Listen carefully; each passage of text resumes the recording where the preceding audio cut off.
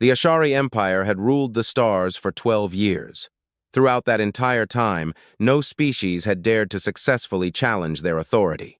They controlled 900 star systems, commanded fleets capable of eclipsing the skies of entire worlds, and held billions of beings in shackles across the galaxy. The Ashari themselves were tall beings, nearly 3 meters in height. Their skin was the color of dark copper, and their 4 eyes perceived light in spectra that other species could not even imagine. They lived for centuries, and their memories were long. They remembered every insult, every resistance, every species that dared to stand against them. They also remembered exactly how they had crushed every one of them. The empire operated on a simple philosophy: the strong rule, the weak serve. Such was the natural order of things, and the Ashari had proven themselves to be the strongest beings in the galaxy. Other species existed only to serve their needs. Some were used as labor, others for entertainment. Some were simply subject to extermination because they occupied space the Ashari needed. Supreme Executor Kevaros sat in his command chair aboard the Imperial Dreadnought Eternal Flame. He was old even by Ashari standards, having lived nearly 400 years. He had personally overseen the conquest of 17 species and the total annihilation of 3 others. His service record in the Empire was flawless. Today, he had been sent to deal with a minor species on the edge of known space, a species called humans. The Ashari first detected human radio signals about 2 centuries ago. They had watched the species from afar, seeing them crawl across the surface of their single planet, fight their petty wars, and build primitive machines. Xenoanthropologists classified them as a pre-transcendent labor resource, meaning they were too primitive to be worth immediate attention but might be useful as workers once they developed a little more. That time had come. Human technology had progressed to the point where they had begun to spread beyond their home planet. They established small colonies on other planets within their system and sent probes to neighboring stars. According to Imperial protocol, this meant they had to be contacted and incorporated into the Ashari Empire before they spread too far. Kevaros found this assignment beneath him.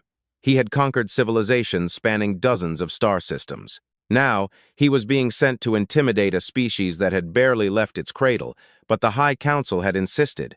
There was something in the preliminary reports that troubled them, though Kevaros could not imagine what it might be.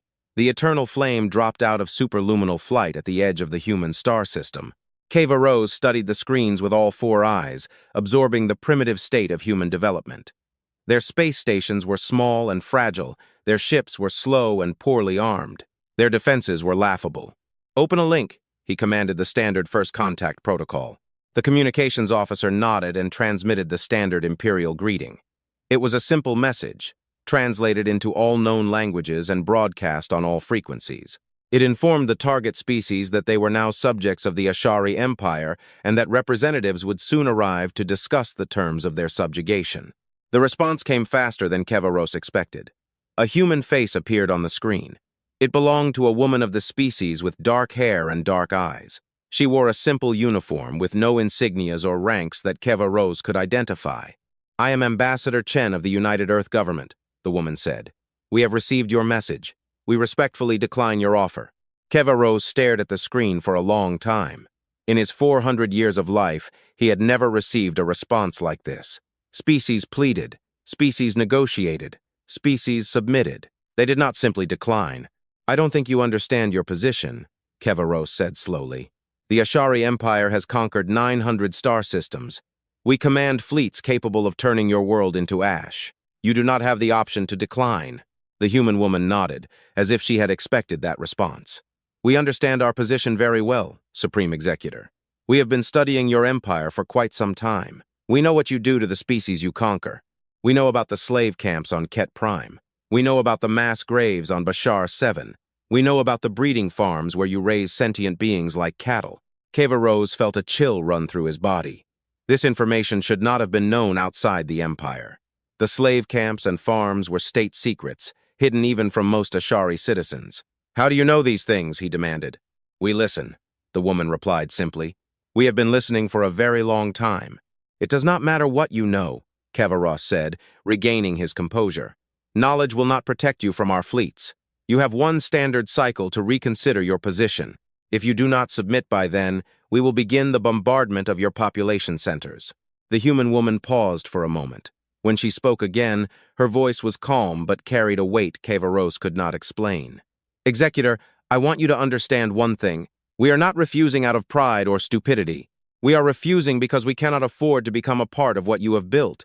We have our own history of empires and conquests, slavery and genocide.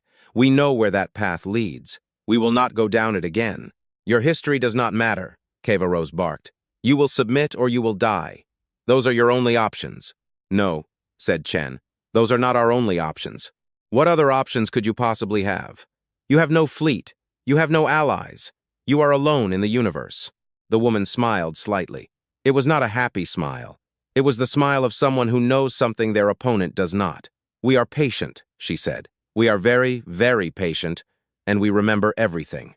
The transmission ended. Kevaros sat in his command chair, feeling uneasy in a way he could not explain. In his long career, he had threatened thousands of species. He had seen fear, defiance, desperation, and hopelessness, but he had never witnessed what he had just seen in this human's eyes. It was not fear, it was not desperation. It was the look of someone playing a game whose existence the opponent did not even suspect. He brushed the feeling aside. It did not matter what humans believed. In one standard cycle, he would begin the bombardment. In 3 cycles, their cities would be ruins. In 10 cycles, the survivors would be on their knees, begging to serve the Empire, just like every other species before them. The cycle passed. Kevaros gave the order to begin the bombardment. Nothing happened. He gave the order again. Again, nothing. The weapon systems were displayed as online and fully functional, but they would not fire. The targeting computers refused to lock onto the planet below. What is happening? Kevaros demanded. His weapons officer looked up with a mixture of confusion and fear. I don't know, Supreme Executor. The systems seem to be working, but they are not responding to commands. It is as if something has locked us out. Kevaros felt the chill return, even stronger than before. He looked at the screen showing the blue-green planet below. It hung there peacefully, completely unbothered by the massive warship looming over it. Send a message to Fleet Command, he ordered. Tell them we need technical assistance. I can't, Supreme Executor. Communications are not responding either. For the first time in his long life, Kevaros felt something he had never experienced before. He felt helpless. A new transmission appeared on the screen. It was the same woman, Ambassador Chen. Executor, she said. We told you that we listen. We have been listening to your communications for quite a long time. We have learned a lot about your technology enough to know its weaknesses. This is impossible, Kevaros said. Our encryption is uncrackable. There is nothing that cannot be cracked, the human replied. It just takes time, and we have had plenty of time. What do you want? Name your conditions. The woman shook her head. We want nothing from you, Supreme Executor. We just want you to leave. Go back to your empire. Tell the High Council what happened here.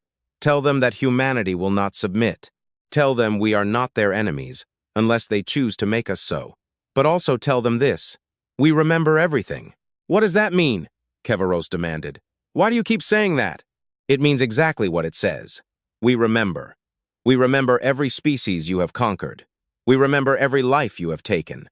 We remember every atrocity you have committed. And one day, when the time comes, we will remind you of all of it. The transmission ended. A moment later, Kevaros felt control of the ship return. The weapon systems were active again. Communication was restored. He could have given the order to fire. His weapons now worked. He could have turned every human city into ash and proven that the Ashari Empire was still the supreme power in the galaxy. But he did not. Something held him back. It was not fear in the pure sense. It was caution. The humans had demonstrated capabilities that should have been impossible. They had taken control of an Ashari dreadnought without firing a single shot. What else could they do? Kevaros made a decision he would regret for the rest of his life. He ordered the Eternal Flame to retreat. He returned to Ashari space and reported to the High Council. He told them everything that had happened, hiding no details.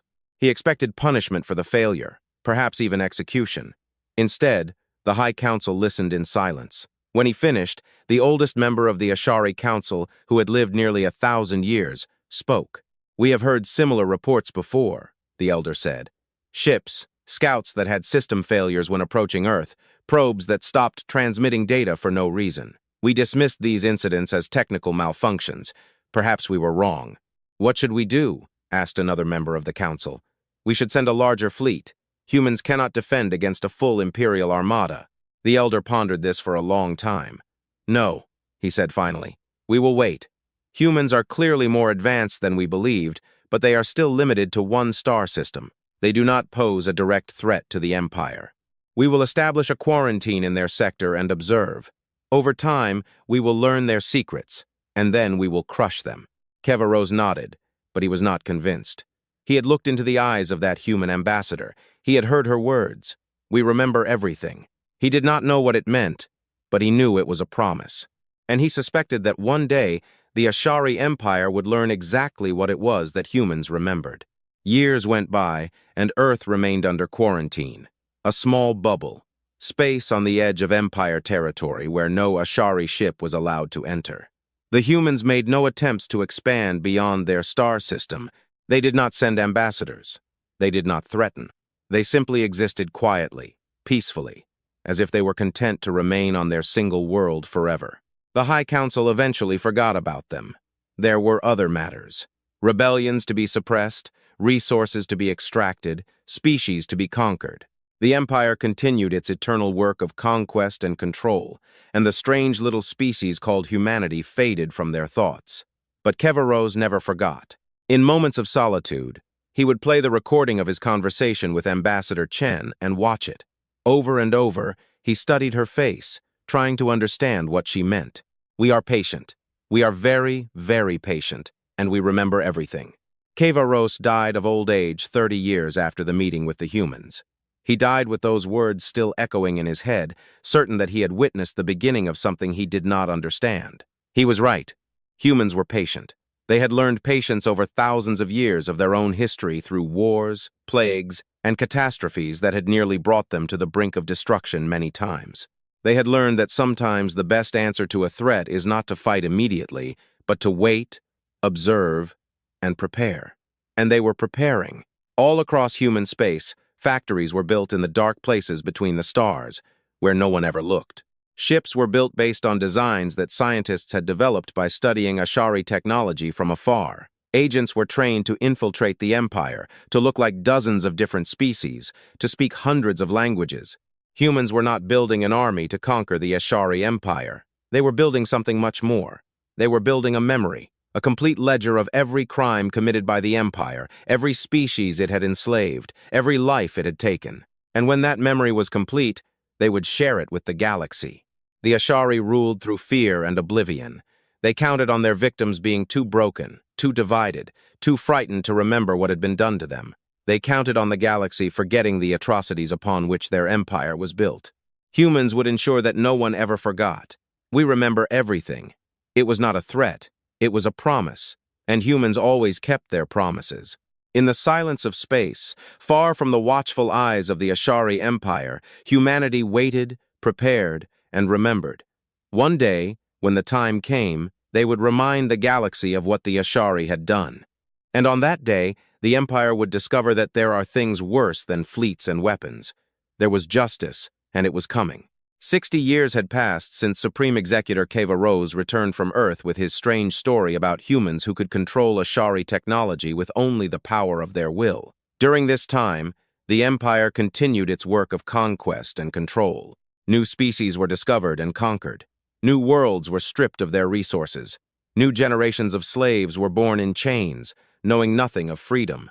The quarantine around Earth remained in effect, but no one paid it any attention anymore. Humans never tried to break out. They never sent ships beyond their little bubble of space.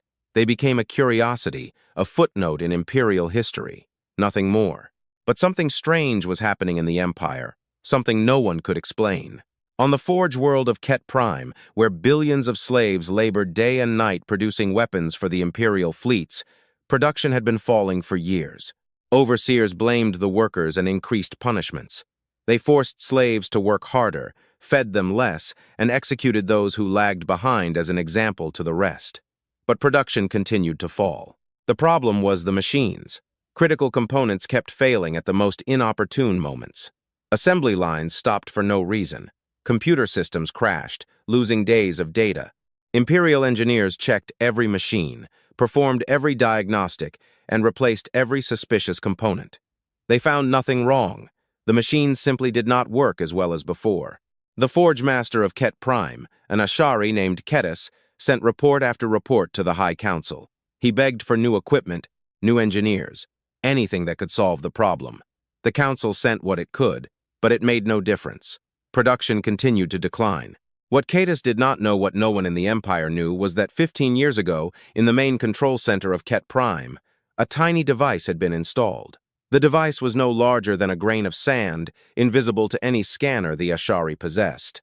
It had been installed by a human agent who had worked for 3 years as a slave cleaner, waiting for the perfect moment. The device did not destroy or disable. It simply introduced tiny errors into the machines to which it was connected.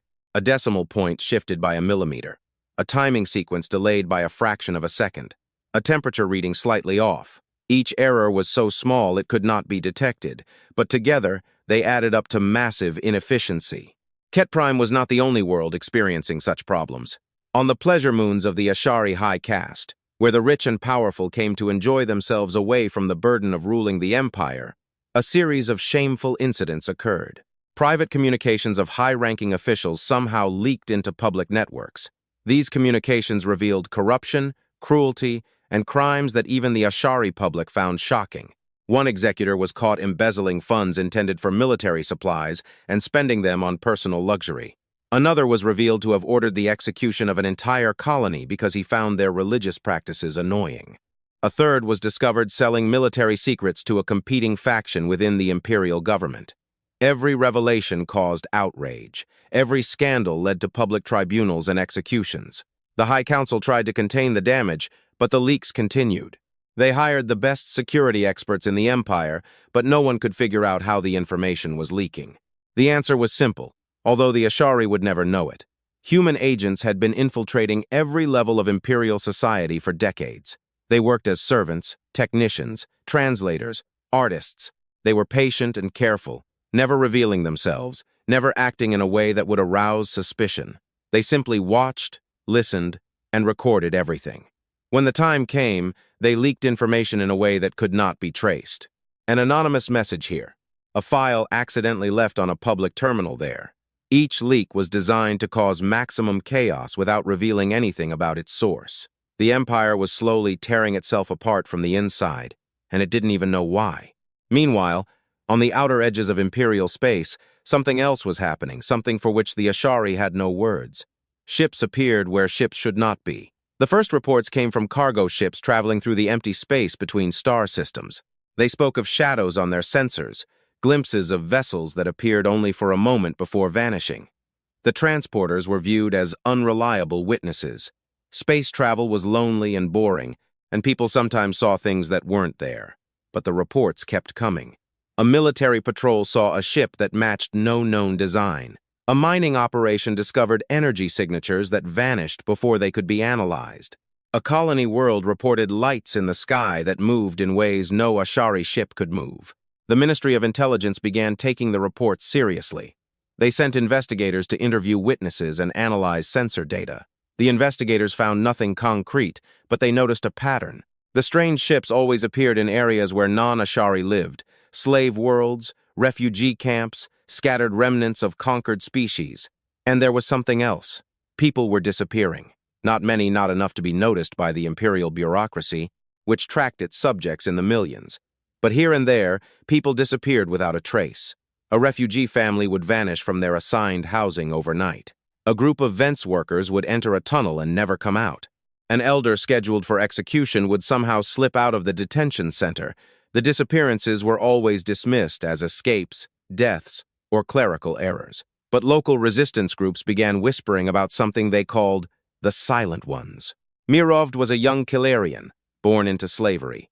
Her people had been conquered by the Ashari 300 years ago. In that time, they had lost almost everything: their culture, their history, their hope. Mirovd grew up in a labor camp, working 6-hour shifts at a chemical plant that slowly poisoned everyone who entered. She accepted that she would die young, like everyone she knew. She accepted that there was no escape, no hope, no future. She accepted that the universe was cruel, and that the strong crushed the weak, and that nothing would ever change. And then one night, a stranger appeared in her quarters. The stranger looked like a Calarian, but there was something different about her.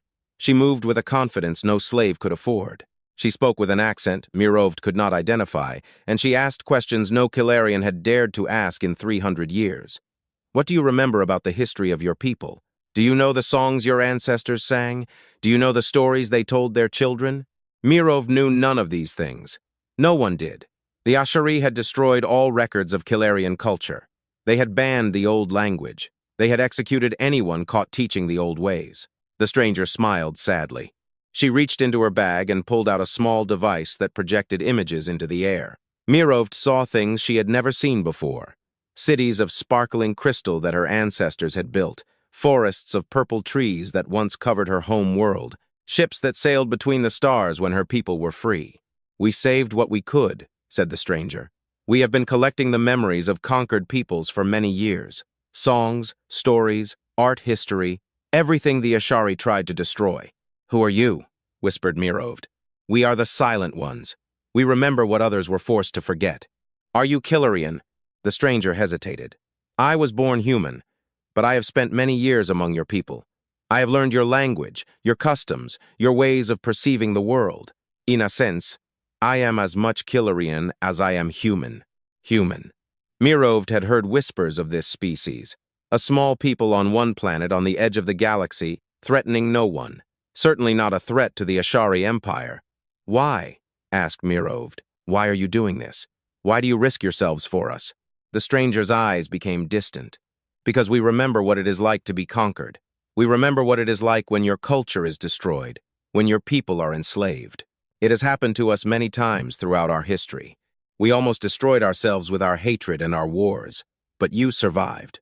We survived. And we learned.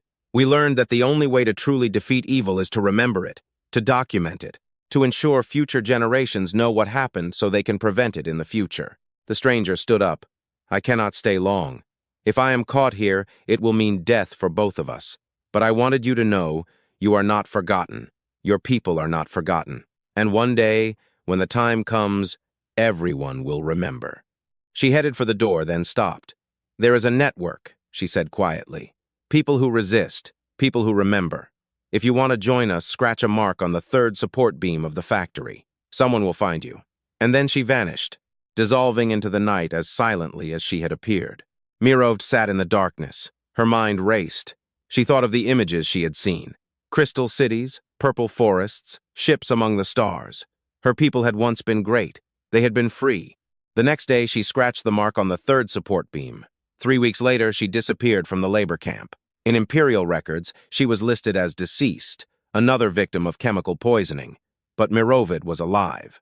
She was on a ship that did not appear on any sensor, traveling through dimensions the Ashari did not know existed, undergoing training that would transform her from a broken slave into something new. She was becoming one of the silent ones. Similar stories played out across the Empire. In every world where a conquered people suffered, human agents made contact. They shared forgotten stories, taught forbidden languages, built resistance networks. They did not start revolutions, not yet. They did something more important. They restored hope. The Ashari had always relied on despair to keep their subjects in check. Broken people did not rebel. People who believed they had no chance did not fight. The Empire had spent 12 years crushing hope wherever it appeared. But hope was returning, quietly, slowly, one person at a time. Meanwhile, the strange ships continued to appear. The Ghost Fleet, as some called it. Ships that came from nowhere and went into nowhere. Ships that saved the desperate and vaporized the doomed. Ships staffed by beings who spoke all languages and knew secrets that should not be known. Supreme Executor Deretvak was assigned to investigate this phenomenon. He was young and ambitious, eager to prove his worth to the High Council. He collected all the reports, analyzed all the data, and interviewed all the witnesses. He spent 2 years trying to understand what was happening. In the end, he reached a conclusion that deeply troubled him. The ghost ships were real. They used technology the Ashari did not understand, technology that allowed them to travel without using the Empire-controlled jump gates. They were managed by an organized force with agents all over the Empire, and they were somehow connected to the quarantine planet called Earth. Deretvak presented his findings to the High Council. He expected them to be alarmed. He expected them to immediately authorize a massive military response. Instead, they laughed at him. "You expect us to believe," said one council member, "that a species trapped in one star system has somehow infiltrated our entire empire? That they run a secret fleet that our sensors cannot detect? That they have agents in our worlds, in our cities, perhaps even in this very room?" "The evidence supports these conclusions," insisted Deritvok. "The evidence supports nothing but your own paranoid imagination," snapped another council member. "Production problems on Ket Prime are the result of worker sabotage and incompetent management. Security leaks are the work of internal political rivals. The ghost ships are stories told by superstitious fools, and the disappearances? Resistance networks forming on every slave world? Disappearances have always happened. Resistance networks have always existed. These are natural byproducts of ruling an empire. They are not evidence of some massive human conspiracy." Deritvok knew he had been dismissed. He also knew he was right. Something was happening in the empire, something the High Council did not want to see. The signs were everywhere if one knew where to look. But he was young and powerless, and the council was old and set in its ways. They had ruled for 12 years. They could not imagine their rule would ever end. Deritvok left the council chamber and returned to his investigation. If the council wouldn't listen, he would gather more evidence. He would prove beyond any doubt that the humans were a threat. He would save the empire, whether it wanted to be saved or not. He spent the next 5 years searching for evidence. He tracked the ghost ships in dozens of star systems. He interrogated captured members of the resistance. He followed every lead, chased every rumor, and analyzed every scrap of data. And gradually, he began to understand. Humans were not building an invasion fleet. They were not planning to conquer the empire by force of arms. They were building something much more subtle and dangerous. They were building a bomb made of truth. Every crime the empire had ever committed was being documented. Every atrocity was being recorded. Every victim was remembered. Humans were creating a complete history of 12 years of tyranny. And when that history was ready, they were going to share it with the galaxy. Deritvok realized what that meant. The empire's power rested on lies and oblivion. The empire's subjects did not know the full extent of what had been done to them and their ancestors. They did not know that they were being intentionally divided, intentionally kept in ignorance, intentionally stripped of their history and culture. If they learned the truth, if they all learned it at once, the empire would face uprisings on every world simultaneously. No fleet, no matter how powerful, could suppress uprisings on 900 worlds at once. Deritvok rushed back to the High Council with his new findings. This time, he would make them listen. This time, he would make them understand. But when he arrived at the council chamber, he found it empty. The council members had been summoned to an emergency meeting elsewhere. Something had happened, something important. Deritvok felt a cold fear settle in his heart. He had spent years trying to warn the empire of the coming danger, but perhaps he was already too late. Perhaps the humans were ready. In the darkness of space, far from any Ashari sensor, Admiral Yuan Sato stood on the bridge of the memory and watched as her fleet assembled. Ships emerged from folded space one by one, taking positions in a formation that covered billions of kilometers. These ships had been built in secret over 6 decades. Their crews had trained for years, preparing for a mission many believed would never come. They were the Shadow Fleet, humanity's answer to 12 years of tyranny. "All ships reporting ready," announced the tactical officer. Synchronized strike packages confirmed in all 900 systems.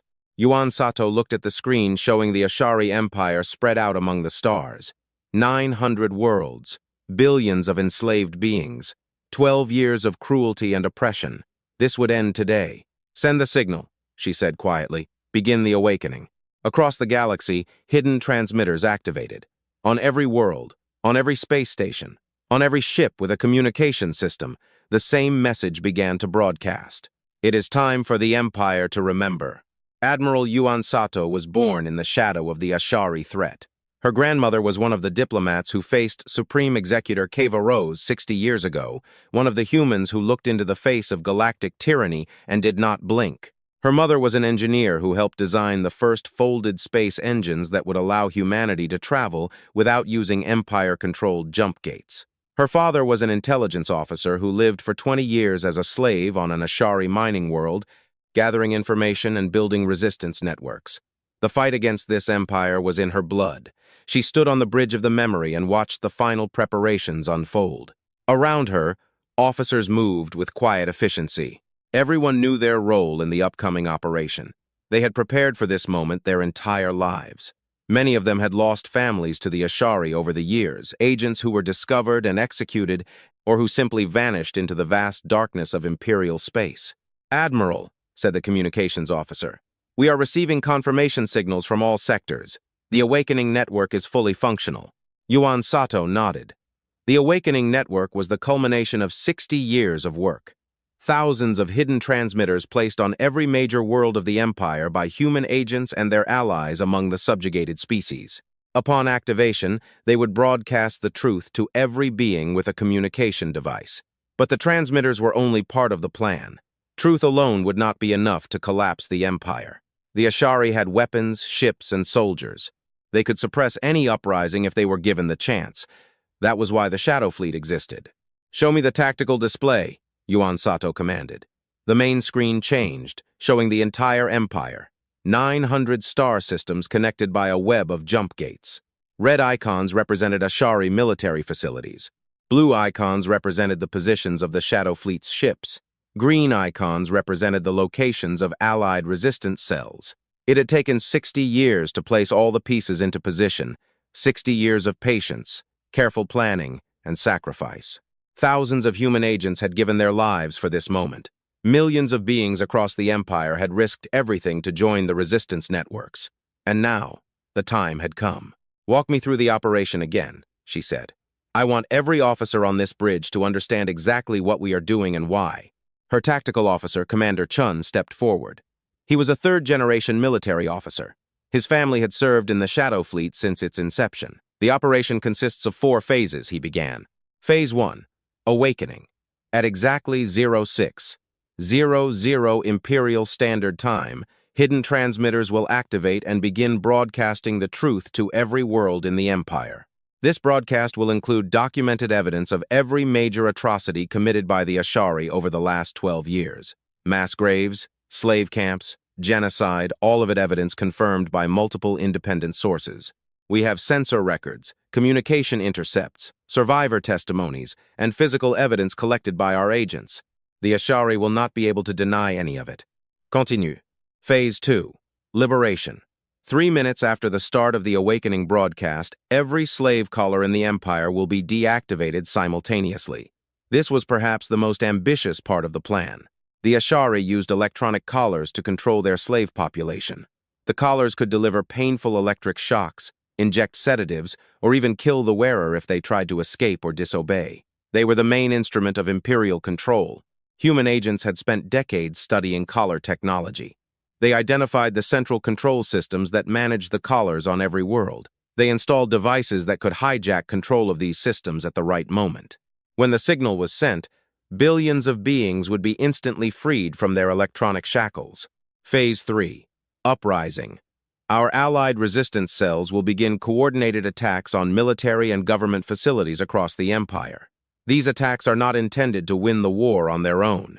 They are intended to create chaos, to overwhelm the Empire's response systems, and to prevent the Ashari from concentrating their forces against any one target. The screen showed the location of resistance cells scattered across every major world. Some cells had thousands of members, others only a handful. But together, they represented millions of beings ready to fight for their freedom. "The Imperial military is powerful," Chun admitted. "They have more ships, more weapons, and more soldiers than we can oppose in a direct fight. But their strength is also their weakness. They are spread across 900 star systems. They cannot be strong everywhere at once." "And Phase 4, prompted Yuan Sato. Phase 4, Protection. The Shadow Fleet will emerge from folded space at key points across the Empire. Our primary mission is not to destroy the Ashari military, although we will engage in combat when necessary. Our primary mission is to protect the uprising. We will position ourselves between the Ashari extermination fleets and the insurgent populations. We will provide cover for civilian evacuations. We will prevent the mass bombings the Ashari used to suppress uprisings in the past." Yuan Sato studied the tactical display. The Shadow Fleet had more than 1,000 ships, an impressive force by any measure. But the Ashari had tens of thousands. In a direct fight, humanity would lose. But this would not be a direct fight. "What about the jump gates?" she asked. "All Imperial jump gates will be disabled within the first hour of the operation. Our agents have installed devices that will overload the gate control systems. The Ashari will still be able to travel using standard superluminal engines, but it will take them days or weeks to reach many of their destinations instead of minutes. And we can travel anywhere instantly using folded space. Exactly. We will have complete freedom of movement, while the Ashari will be limited to a fraction of their usual speed. They will not be able to coordinate an effective response. Yuan Sato allowed herself a small smile. It was the true genius of humanity's strategy. They were not trying to match the Ashari's might. They were not building massive fleets or superweapons.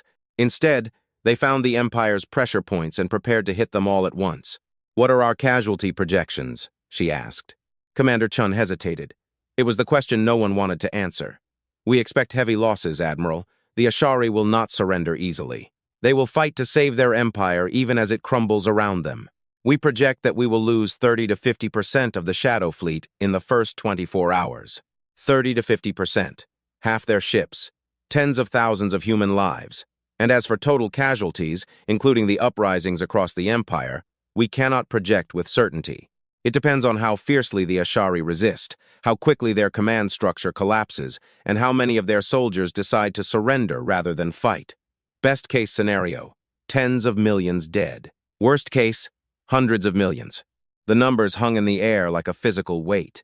Yuan Sato had lived with these projections for years. She had come to terms with them or tried to, but hearing them aloud was still painful. "And if we do nothing?" she asked quietly. "If we abandon this plan and return to Earth, then the Ashari Empire will continue to exist. More species will be conquered, more worlds will be stripped of their resources, more beings will be born into slavery and die never knowing freedom. The cost of inaction is measured not in millions, but in billions, stretched over thousands of years." Yuan Sato nodded slowly. This was the math that drove humanity's decision. The price of war was terrible, but the price of peace, of allowing the Empire to continue with impunity, was far worse. The Admiral was interrupted by the communications officer. "We are receiving a priority transmission from Earth. It is from the Secretary General. Put it on the screen." The screen showed an elderly man with white hair and tired eyes. Marcus Webb had led the Earth government for 20 years, guiding humanity through the final preparations for this moment.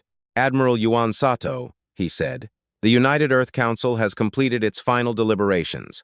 By 47 votes to 3, with 2 abstentions, the Council has authorized the start of Operation Memory. You are hereby ordered to proceed." Yuan Sato felt her heart rate increase. This was it, the moment they had worked 60 years for. "Understood, Secretary General. We will proceed according to the plan." Webb nodded but did not immediately end the transmission. His weary eyes met hers through the screen. "Admiral, I want you to understand one thing. What we are doing today is not revenge. It is not an attempt to prove that humanity is stronger than the Ashari. This is about justice. It is about giving a voice to the voiceless, freedom to the enslaved, and hope to the hopeless." "I understand, sir. I hope you do. Because when this is over, when the Empire falls, we will face a choice. The galaxy will look to us for leadership. They will expect us to fill the void left by the Ashari. They will offer us their loyalty, their gratitude, their submission." Webb leaned closer to the camera. "We must refuse. We must not become what we sought to destroy. If we replace one empire with another, then all of this, all the sacrifice, all the death will have been in vain. Do you understand?" "Yes, Secretary General." "Good. Then go, and may whatever gods there be watch over you and your people." The transmission ended. Yuan Sato stood in silence for a long time, feeling the weight of history pressing on her shoulders. "Admiral?" asked Commander Chun quietly. "Your orders?" Yuan Sato took a deep breath. She thought of her grandmother, who looked into the face of the Ashari with courage. She thought of her mother, who worked until exhaustion, creating the technology that made this day possible. She thought of her father, who died in an Ashari world without ever knowing if his sacrifice would matter. She thought of the billions of beings suffering under the Empire's yoke right now, children being born into slavery, families being torn apart, cultures being erased, stories being forgotten, hope being crushed. "No more," she said. Her voice was firm and clear. "All ships. This is Admiral Yuan Sato. Operation Memory is authorized. Move to Phase 1 positions and await the awakening signal. Today, we will remind the galaxy what it means to be free." Across the darkness of space, More than 1,000 ships began to move. They slid through dimensions the Ashari had never opened, traveling instantly across distances that would have taken Imperial ships days or weeks. They took positions around every major world in the Empire, invisible and waiting. On Earth, in the Great Hall where humanity's government met, the final countdown began. Giant screens showed the time remaining until 0600 Imperial Standard Time. Citizens gathered on the streets, watching the numbers, knowing everything was about to change. In the slave camps of Ket Prime, human agents made their final preparations. They checked their hidden weapons, confirmed their communication channels, and said silent goodbyes to the people they had grown to love over years of clandestine work. In refugee settlements and detention centers across the Empire, resistance cells received their final instructions. Many of them had waited for years, hiding their true loyalty, waiting for the signal that would tell them the time to act had arrived.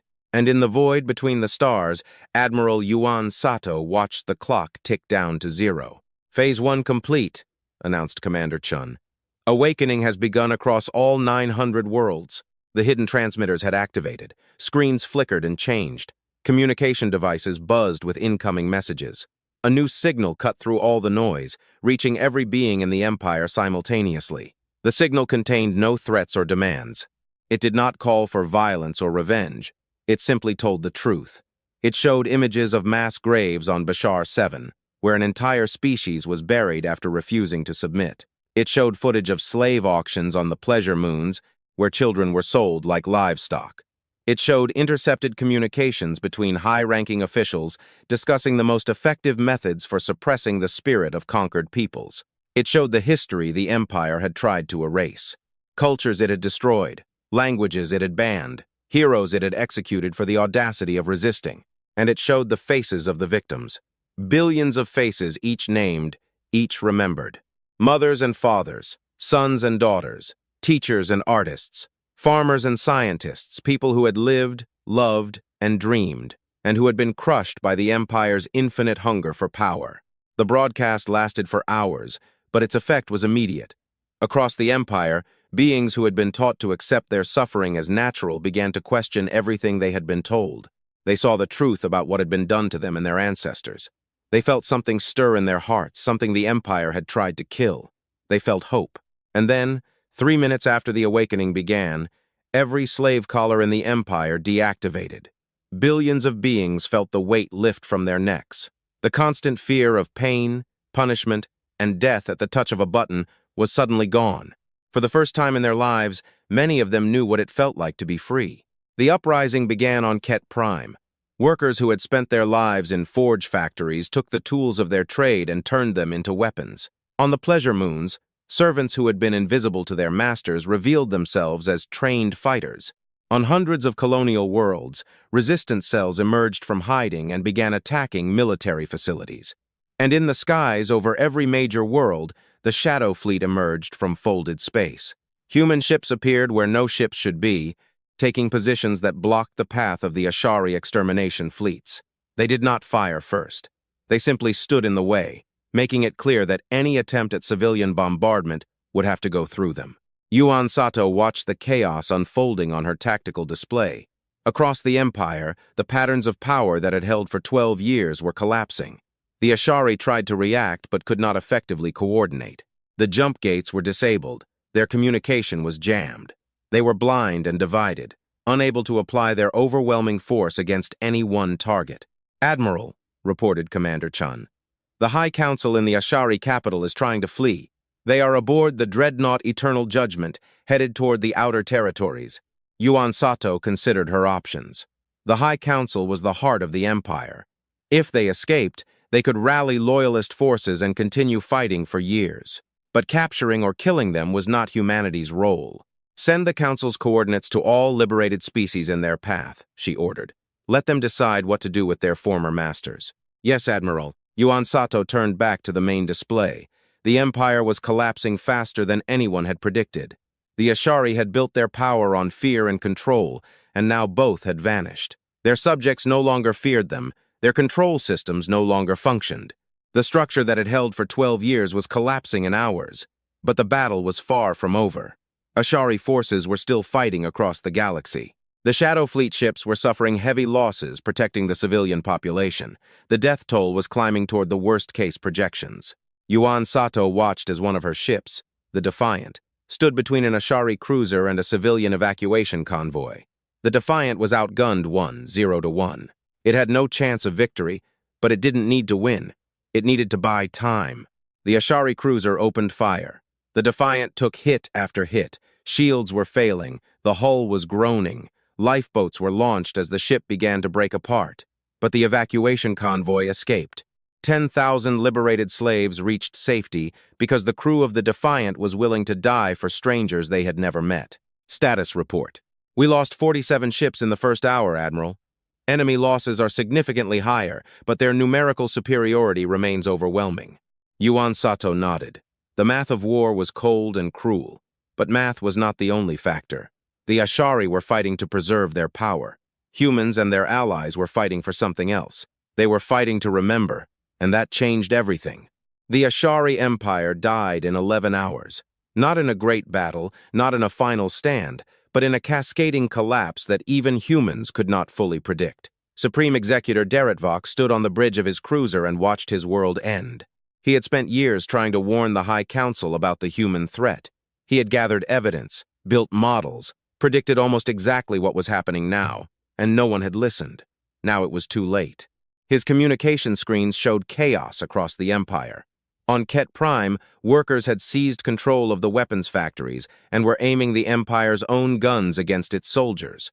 On the Pleasure Moons, the high caste was being dragged from their mansions by the servants they had oppressed for generations.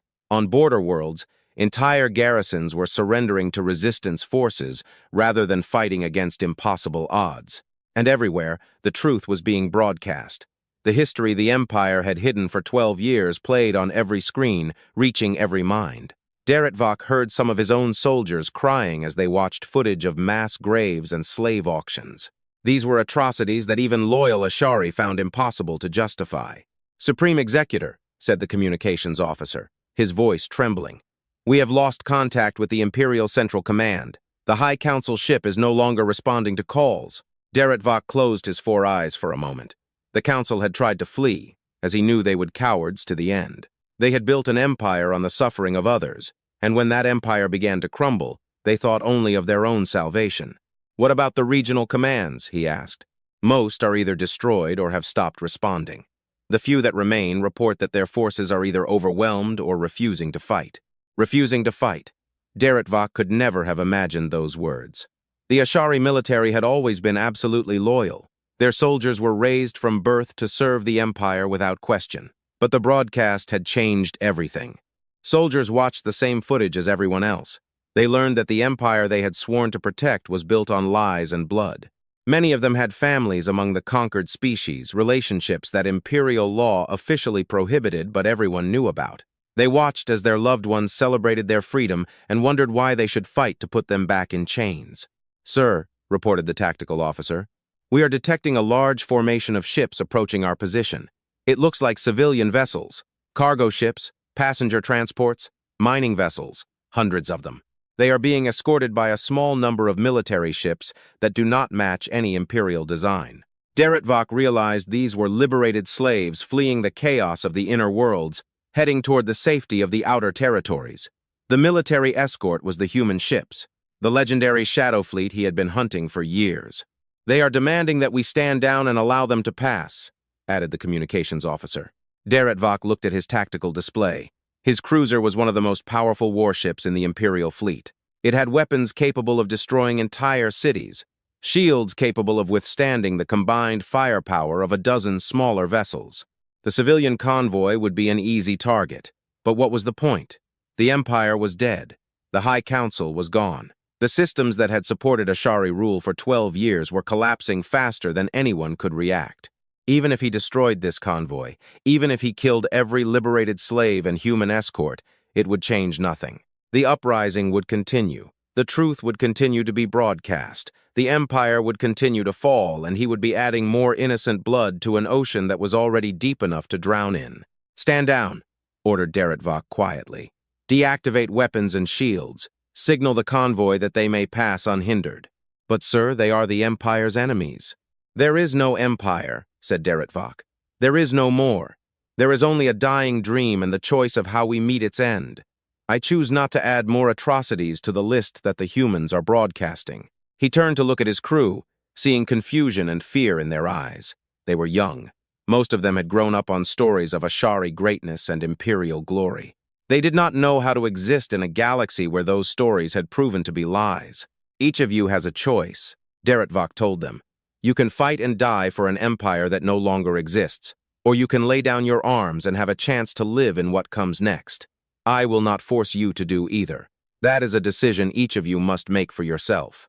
For a long time, no one moved. Then, one by one, officers began to power down their stations. Weapons went offline. Shields collapsed.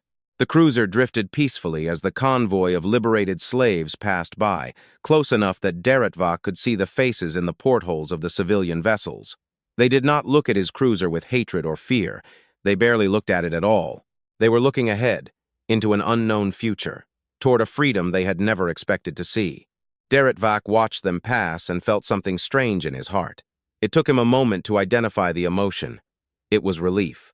Similar scenes played out across the Empire. Individual commanders made individual choices.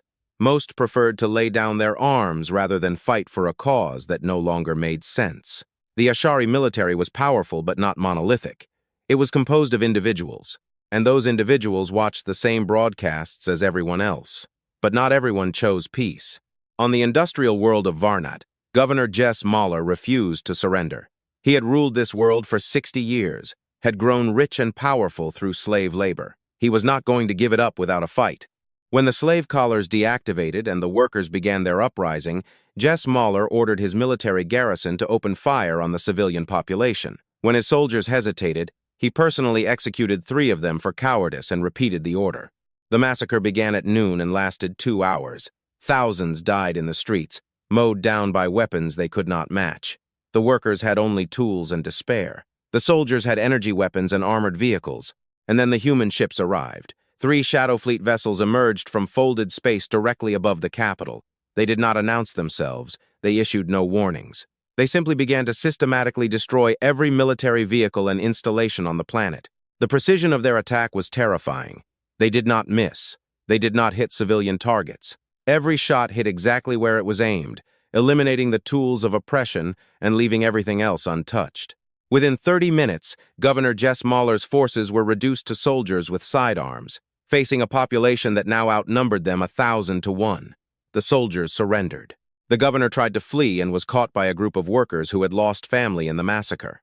What happened next was not pretty, but no one intervened. The human ships remained in orbit for 3 days, providing protection while the workers organized a new government. They offered food, medicine, and technical assistance. They asked for nothing in return. When they finally left, the people of Varnat gathered in the streets and watched as the ships vanished into the sky. Many of them wept. They had never known such kindness existed in the universe.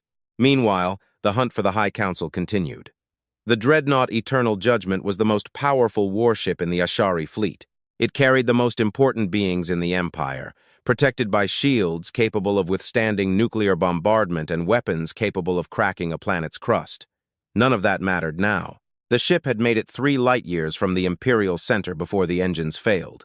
UN agents had installed a device in the engineering section months ago, a device that activated when the ship tried to flee. Eternal Judgment drifted helplessly in the void. Its crew could not repair the damage they did not understand.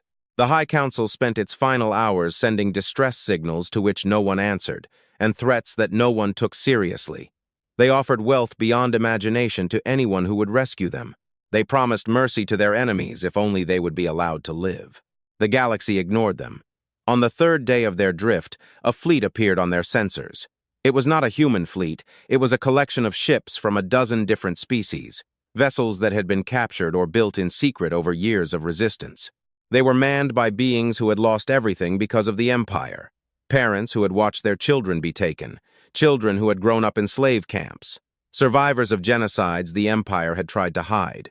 They did not come for revenge, they came for justice. Representatives of the Calarian spoke for all of them.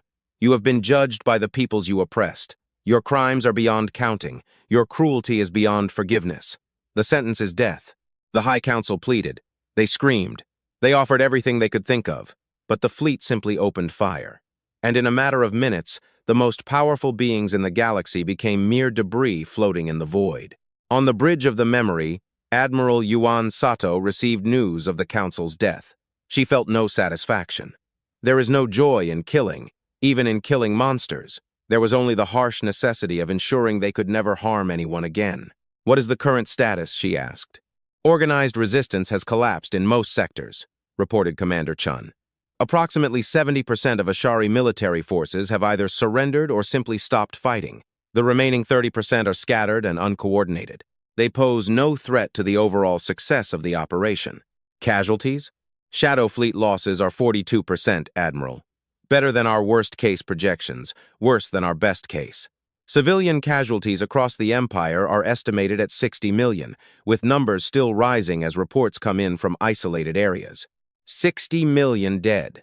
The number was too large.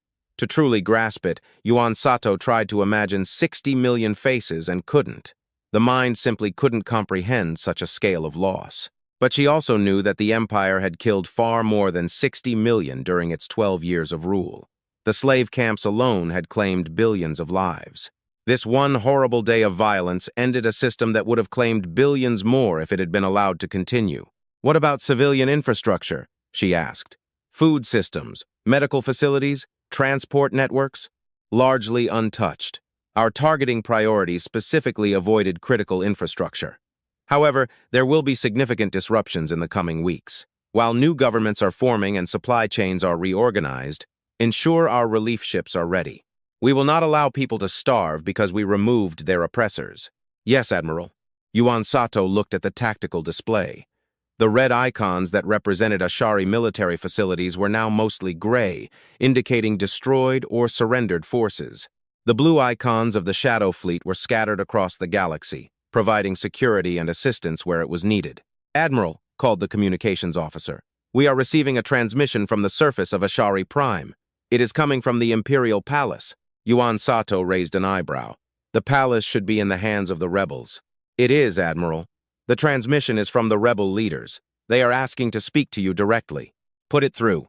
The screen changed, showing a group of beings of various species standing in what was once the throne room of the Ashari Empire. Behind them, the golden throne that symbolized 12 years of tyranny lay shattered on the floor. A vent woman stepped forward to speak. She was old. Her scales were faded and covered with scars, but her eyes glowed with an emotion Yuan Sato had seen many times in the last few hours. Hope, Admiral Yuan Sato, said the vent. I am Kiras, speaking on behalf of the Alliance of Free Peoples, on behalf of all the species that were liberated today. I want to thank you and your people for what you have done. We did not do this alone, replied Yuan Sato. The bravery of your resistance fighters and the sacrifices of your people made this day possible. We simply provided support. Kiras smiled, revealing filed teeth. You are modest, but we know the truth. Without humanity, we would still be in chains. You gave us hope when there was none. You gave us weapons when we were defenseless. You gave us truth when we were fed only lies. What are your plans now? Yuan Sato had expected this moment. She had feared it. The Alliance does us honor with its trust, she said carefully, but humanity cannot lead the galaxy. We will not replace one empire with another. Kiras looked surprised. We are not asking you to rule us. We are asking you to guide us, to help us create a government, establish trade, build the structures that will allow us to live in peace. We will help, Yuan Sato assured her. We will provide advisors, technology, and resources, but the decisions must be yours. The governments must be yours. The future must belong to the peoples of the galaxy, not to humanity. Why? Asked Kiras clearly. You have proven that you are worthy of leadership. You have the power to shape the galaxy however you want. Why are you refusing? Yuan Sato thought of her grandmother, who looked into the face of the Ashari with courage.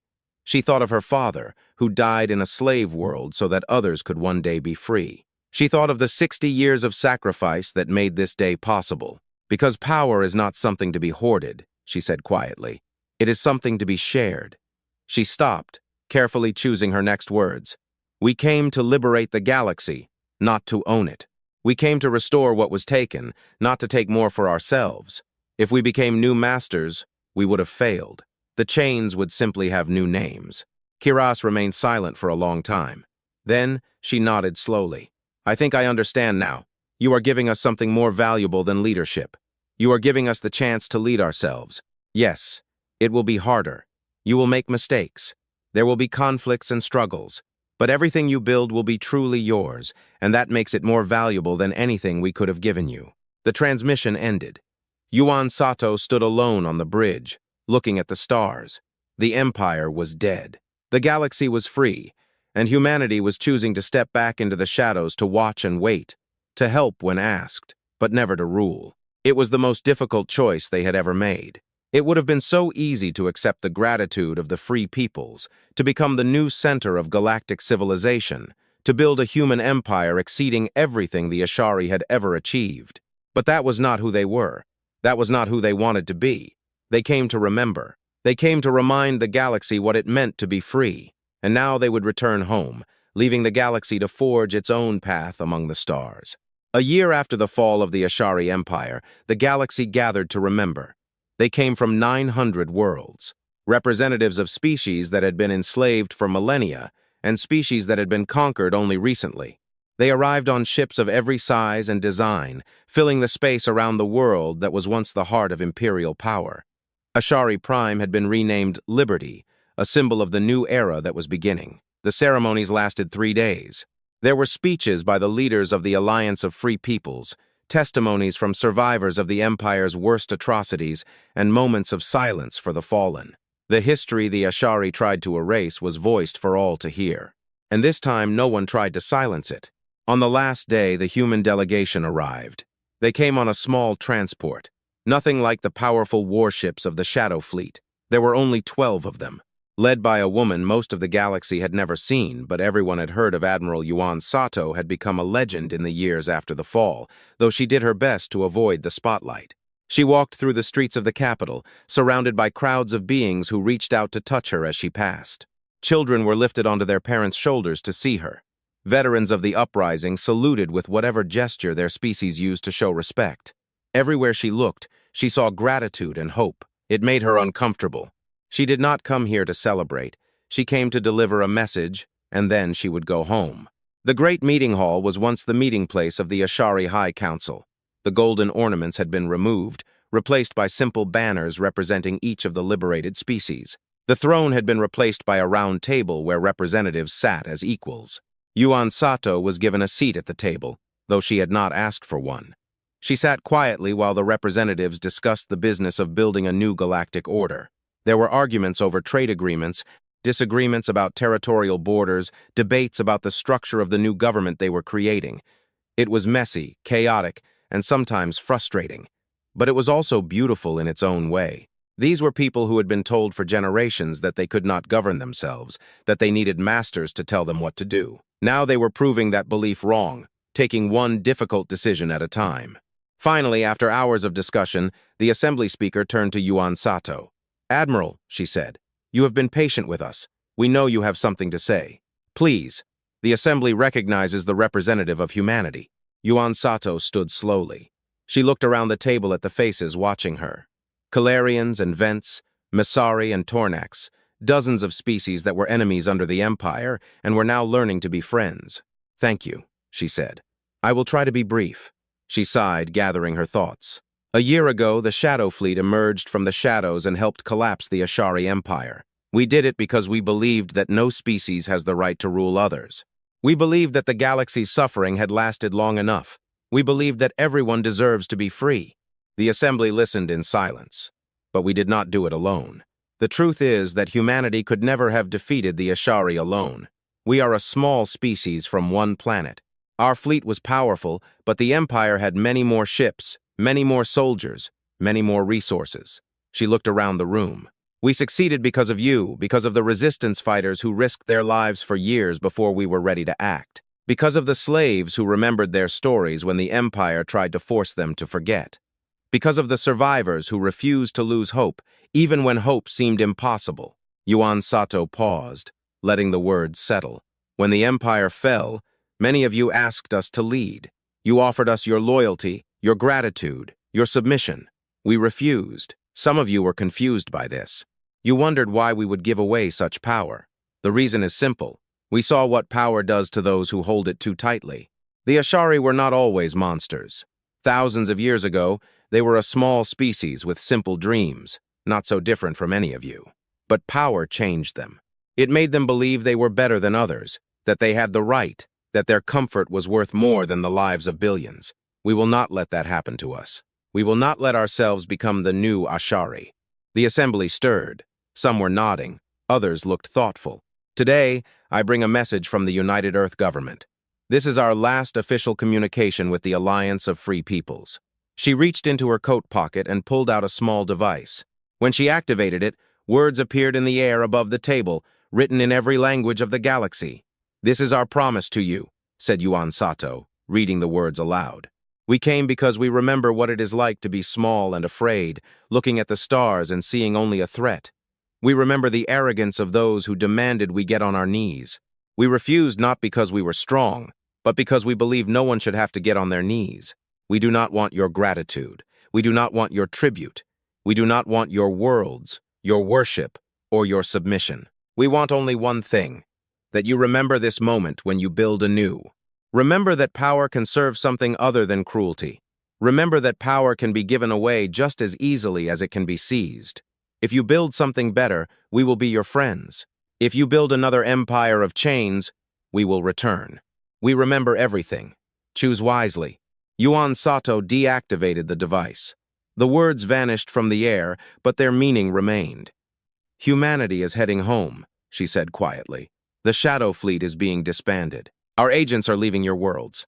We will no longer interfere in the affairs of the galaxy." The assembly erupted with confused voices. Representatives shouted, "Questions, protests, please." Some looked frightened at the prospect of being left alone. Others looked angry, as if humanity were abandoning them. Yuan Sato raised a hand for silence. "We are not abandoning you," she said. "We will always be here, watching. If you need us, truly need us, we will come. But we will not come to rule. We will not come to lead. We will come only to help. And then we will leave again." She looked around the room for the last time. "The galaxy belongs to you now, all of you. What will you do with it? That is your choice. Build empires or build democracies. Wage war or make peace. Remember the past or try to forget it.